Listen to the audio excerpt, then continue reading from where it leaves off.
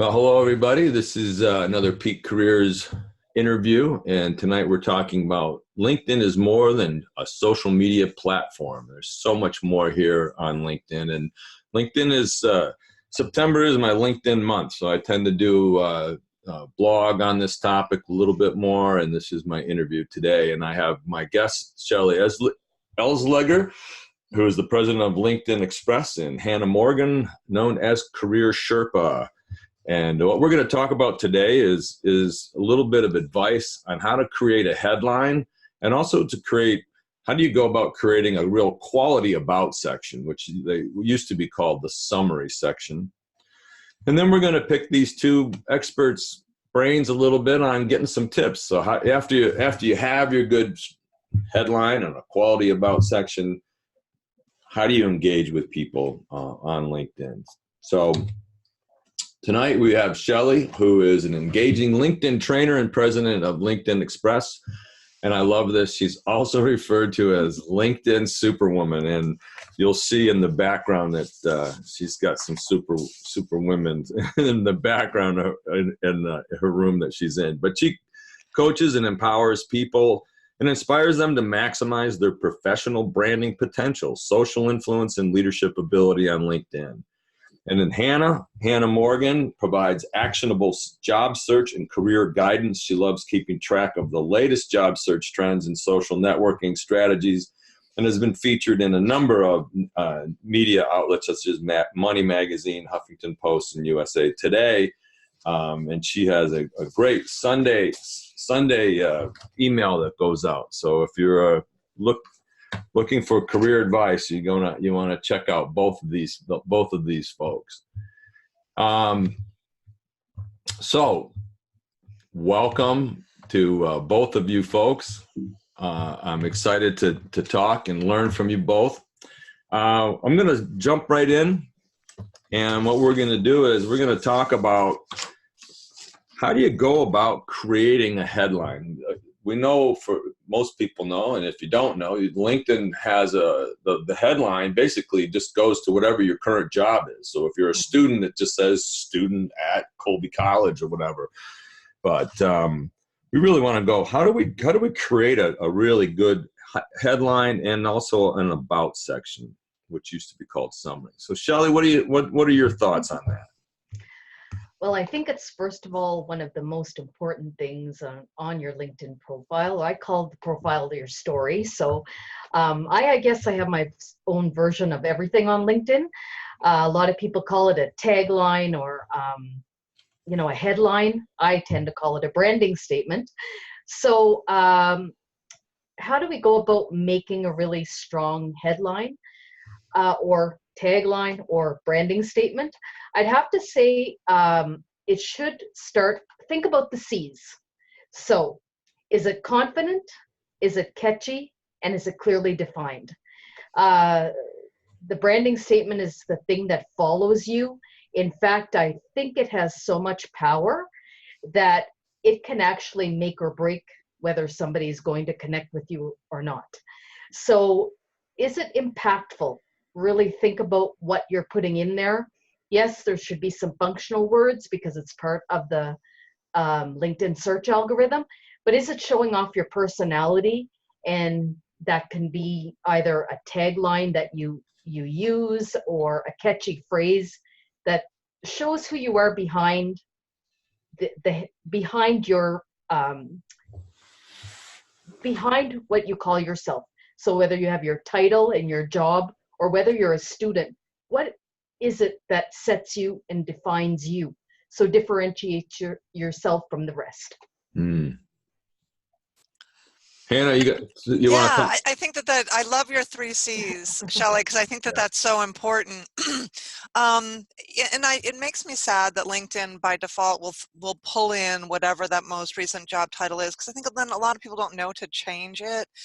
And so often I see those headlines that are undistinguishable and indistinguishable. In other words, student at University of Rochester, there are like thousands of records that look exactly the same. So if I'm a recruiter, or if I'm looking to find somebody and they all say student at University of Rochester, I have no way of knowing who's who and what information is what. So it makes me sad that LinkedIn does that, and I'm hoping, there's just not enough awareness and education around why it's important. I even see professionals who've done the same thing. They just let that job title and company. If you're working and the job title is how you want to define yourself, that's great, but there's so much more you can add on. So project manager, if you're a project manager, there are a billion different types of project manager. What are the areas of project management that you specialize in, or that you want to be known as specializing in? So I think that, with that 120 characters, people often don't know what else they should put in there. But Shelly gave some great insight, is to make sure that it's communicating something unique about yourself, and to put in, of course, you need a keyword or a phrase in there that is going to be found while people are searching for LinkedIn, but that personality, that distinguishing fact or factoid is really important in there as well. You see all different styles, so you've got to find one that matches your personality with your industry. You don't want to be really kooky and crazy if that's going to be, if you're in a very conservative industry. So, judge your industry, but make sure that you've got that occupation, the area of expertise you have, and something noteworthy about yourself in there, a claim to fame. And it's like your point. Student at Colby College, you don't know if it's a freshman or a senior, and a recruiter needs to know, right? At minimum, I need to know, is this somebody that's graduating now, or is this somebody that I should be looking for an internship if they're indeed interested in? So that headline, the vagueness is true with a job title, right? So what, Yeah.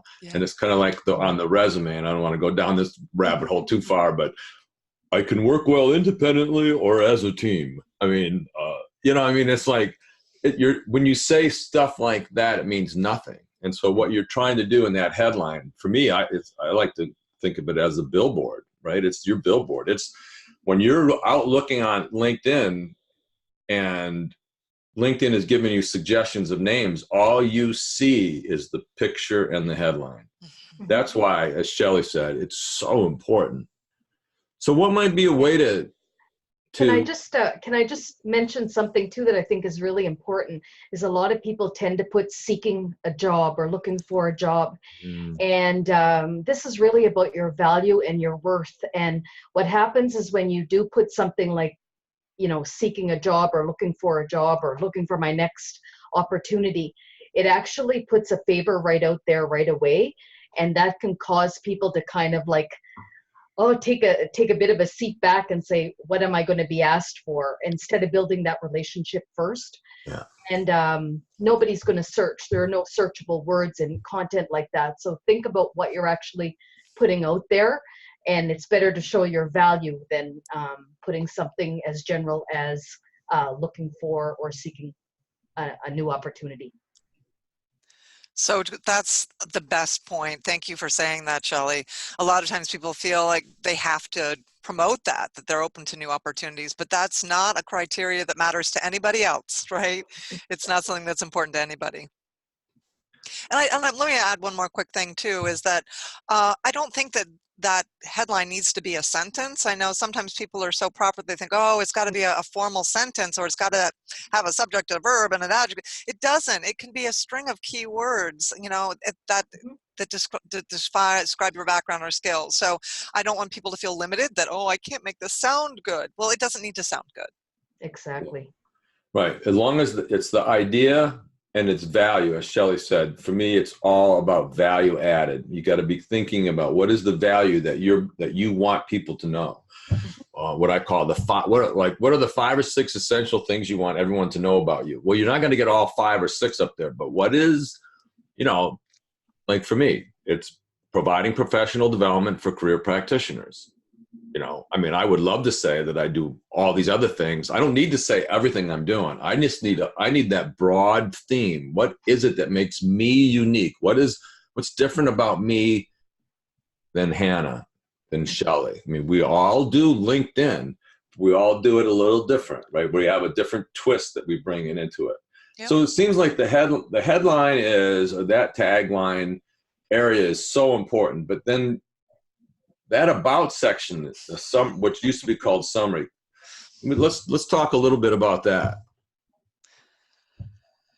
So let me go ahead. just say that in my experience, I've seen like 2 words in there, and or 3 words. People just don't know what to put in there. In my estimation, that about section really is the answer to tell me about yourself. So you're meeting somebody and they want to know, in a nutshell, what is it important that I know about you? You have 2,000 characters, right? That's a lot of space, and I'm not suggesting that you use all of it, but I think you definitely have enough space there to talk about, to answer that question, tell me about yourself, and to make sure that you explain your why. Why is it that you are motivated to do what it is you do? Because there are a lot of people that do what you do, and maybe even a lot of the people that do exactly what you do. But so sharing your why is something that will make you stand out and be memorable. And in the olden days, that kind of information was never really available to an interviewer, to a future employer, to a client, to somebody who's wanting to hire you for a service, until you actually got on the phone with them, right? Now, almost people expect to understand your why. They want to know that information earlier so they can make that into that smart, informed decision. So there's a lot that can go in there. I'm going to leave some of the rest of it to Shelly too, but in my world, if they can answer or tell me about yourself and use that those personal pronouns and talk about their purpose, that really is, to me, one of the more important parts of that about section. Shelly. So I don't call it a summary and I don't call it an about section. I call it your story. So because I think stories resonate with people. I think since, we were young children, we love to hear that story that inspires us or motivates us or tells us something. So when I'm working with people, I say, you have 2,000 characters.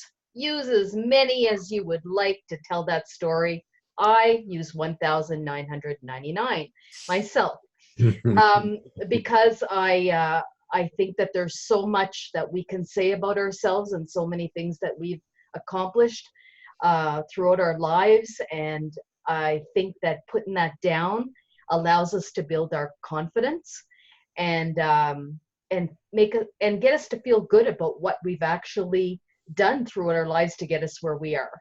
And when we do it in a story format, it really is done in a way that can touch people. So one of my biggest things is how we start our stories. Again, we are all, like, look at the 3 of us. We all use LinkedIn. We all like LinkedIn, or maybe even love LinkedIn. But how we start our stories, we all have a different story. So how are we going about that?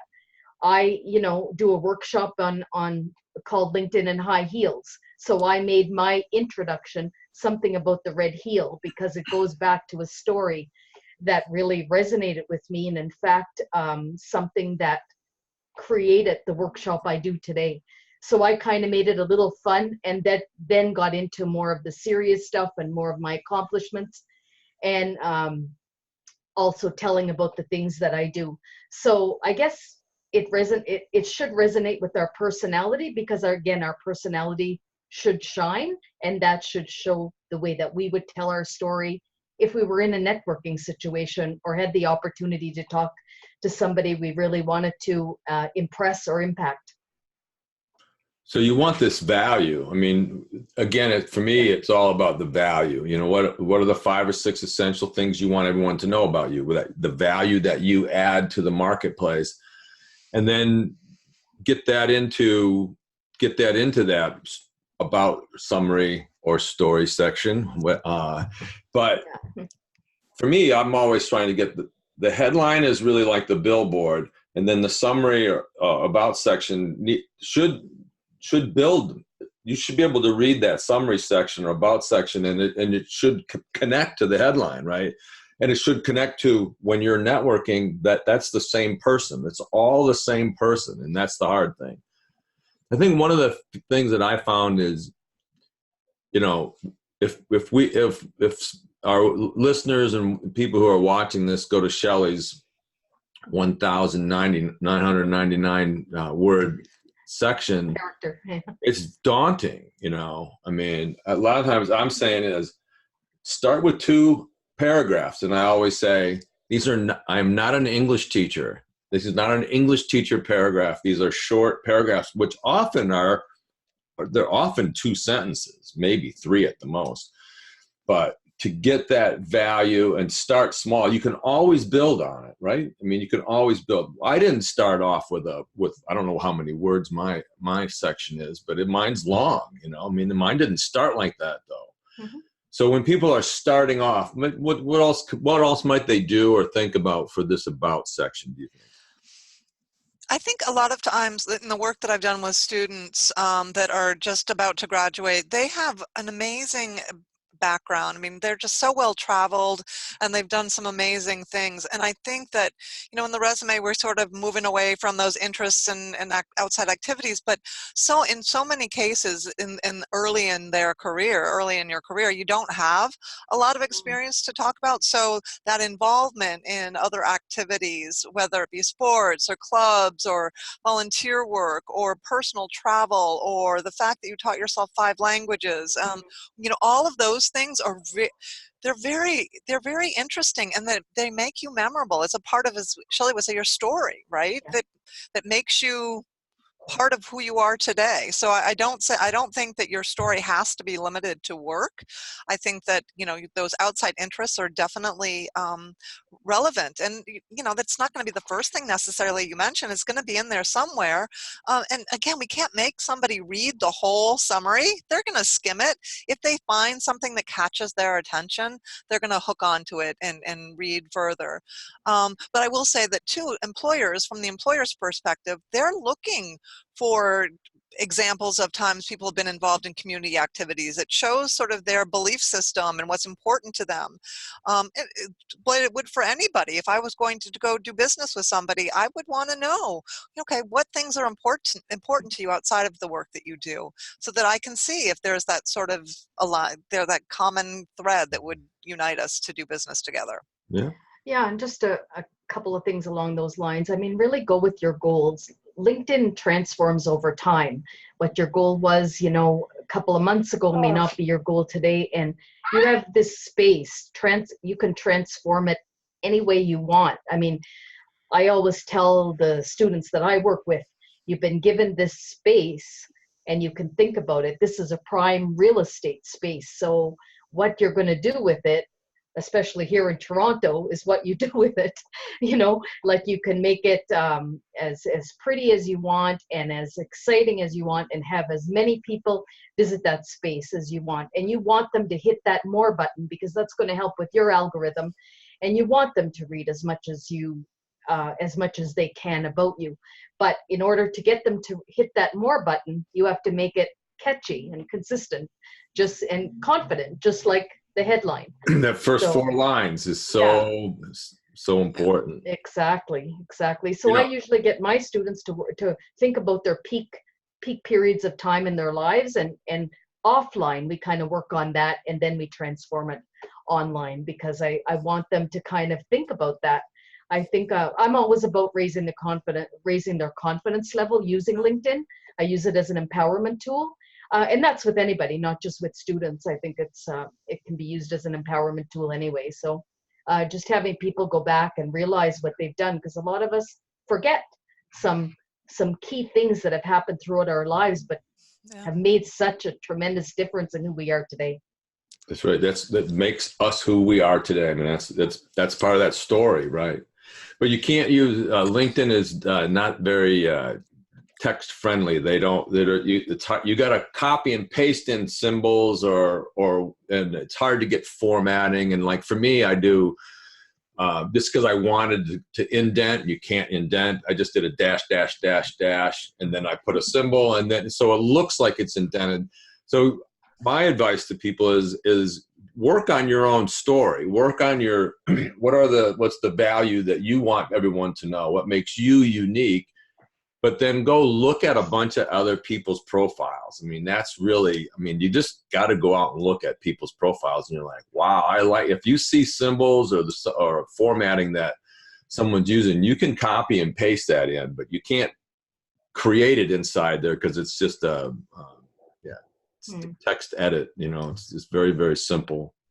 I think one of the other opportunities for people to really distinguish themselves with their About section is to embed media, whether that be a photo of them winning an award or giving a presentation or even the presentation that they created, or that I really hope, I wish more people would consider LinkedIn a portfolio, because almost every section gives us that opportunity to embed media.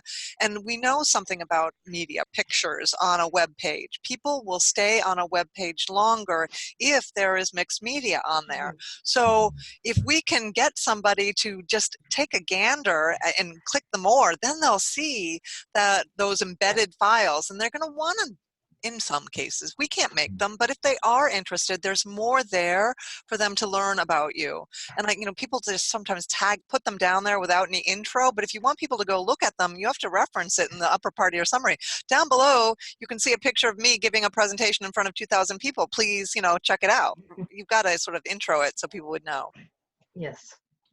But you also want, so there's two ways into LinkedIn, and that you've been, I think we've all been kind of referencing, people will go out and look, and you want them to send the message. But then also, if I'm going to interview for a job, or if I'm networking with someone, I may go, now that I've met Hannah, I may then go to your profile to see if the Hannah that I met in person is the same online. And so sometimes people they're going to automatically go to that, click on more right away, because I want to know, wow, Hannah said she did this. Hannah said she did this. Hannah sounded like she did this. Your LinkedIn profile needs to match. And I think that's one of those messages, you know, the story has to be the same, right? And now with LinkedIn video as well, people are taking that opportunity to use video, and they can almost do a small video just to kind of come across and show how the LinkedIn story is actually so much about them, and that they relate. Like the LinkedIn story is, you know, hashtag LinkedIn human. We're all humans behind the stories that we write. So I find video is becoming a really big thing, and it's attractive to many people because you're actually getting a sense of how the story relates to the actual person behind the LinkedIn story. Yeah. So I think we could go on for quite a while on headline and summary and stuff, but this is a great, hopefully people are getting a nice flavor and got some ideas here on what to do. I also want to make sure that we give our tips for how to engage with others, because you know, we talk about engagement on LinkedIn all the time, and people are like, I don't know what that means. I don't want to write a blog. I don't want to, you know, I don't know how to do it. I don't know where to start. So what would be, Hannah, maybe we'll start with you. What are, you know, one or two tips that you would have people encourage people to do to help engage with others?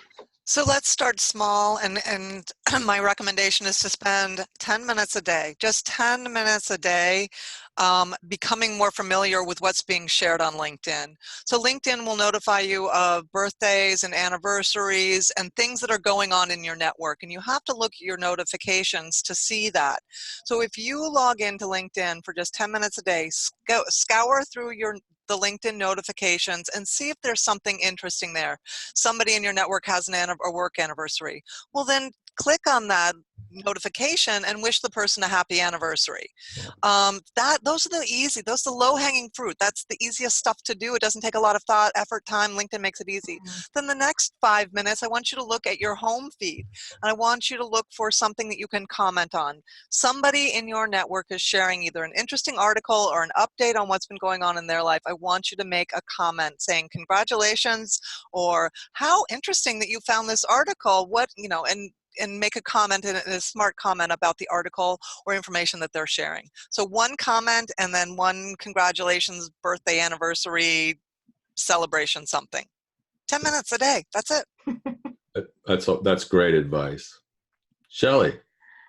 I'll say customize everything.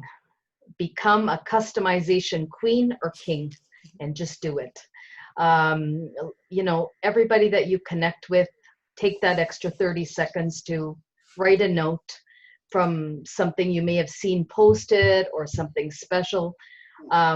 It sounds like a big undertaking, but the 30 seconds that you use to do it is just so worth it. It transforms the way you build community, and it transforms the way how people see you on LinkedIn and how they want to get to know you, in fact. I think the other thing that's made a huge difference for me is finding something that's kind of unique or something that you resonate with and kind of showing up consistently. For example, I do the LinkedIn Latte series, and you know, it's something that I do regularly, and I'm known for that now because I've been doing it long enough, and I never give up. I just continue to do it. Doesn't matter the time that it takes, because it's something that now people recognize me for. So even if it's something like, honestly, a tip of the week or something that you post regularly about, this is the only way I really feel, or one of the ways that you become recognized for the content that you're producing, and you get recognized as being one of the people that people want to follow or people want to connect with. So, and it can be as simple as, like I said, a tip or a story or a blog or a quote, or, I mean, it depends on what you want to do. Like, I just try to do the LinkedIn Latte series by introducing somebody, or the Changemaker series that I do monthly, where I actually recognize people in my community that I've gotten to know and people who have inspired me. So just find something that you resonate with, but be consistent. People expect you to show up. So just like that networking opportunity offline, where you're showing up and then the one time you don't, people are still expecting you to be there. Do the same on LinkedIn. Show up and be consistent. I love that. And I just think, you know, it's all, this whole field of career development and people finding work and people hiring others, it's all personal.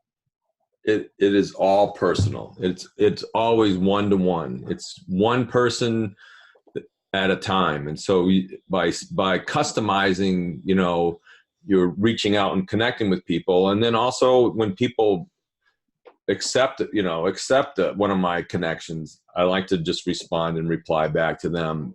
It does take a little bit, but it's personal. It's all personal. You're not going to build your LinkedIn network to 500 in a week. It's one drip at a time. It's one person at a time.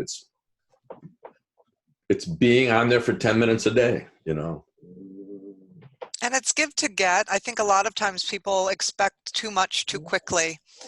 You've got to earn the right to ask for a favor. So, you know, just keep that in mind, that you can't go straight in for the, hey, who can I talk to at your company about a new job? You've got to earn the right to ask that favor.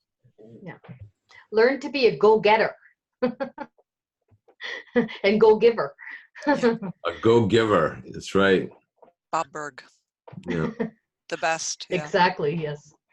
Any final thoughts or pieces of advice that either of you want to share before we say goodbye here?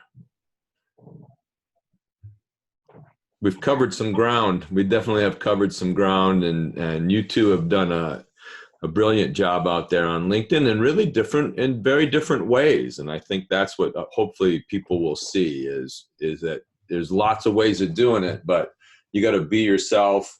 And you got to put the time in, but it's 10 minutes a day is really, you can get a lot done in 10 minutes a day, as Hannah's pointed out. I'll just like to mention something about imposter syndrome, because it tends to come up a lot. You know, the idea that whatever I put out is not good enough or not worthy enough, or I'm not the right person to put it out there.